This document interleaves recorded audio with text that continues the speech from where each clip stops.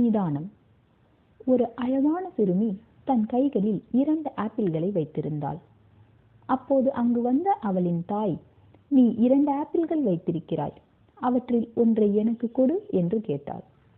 அப்போது தன் தாயை ஒரு வினாடி பார்த்த அந்த சிறுமி தன் கைகளில் இருந்த 2 ஆப்பிள்களில் ஒன்றை கடித்தாள். பின் உடனே 2வது ஆப்பிளையும் கடித்து விட்டாள்.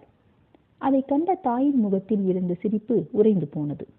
தன் ஏமாற்றத்தை வெளிப்படுத்த முடியாமல் தவித்தாள் தாய். ஆனால் உடனே அந்த சிறுமி தாயிடம், அம்மா, நீங்கள் இந்த ஆப்பிளை எடுத்துக்கொள்ளுங்கள், இதுதான் மிகவும் இனிப்பாக இருக்கிறது என்று கூறினாள். இதை கேட்ட தாய்க்கு ஒன்றுமே புரியவில்லை. தன் மகளை பற்றி தவறான கணிப்பு மேற்கொண்டு விட்டோமே என மிகவும் வருந்தினாள்.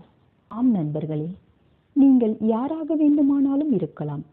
உங்கள் அனுபவம் எவ்வளவாக வேண்டுமானாலும் இருக்கலாம்.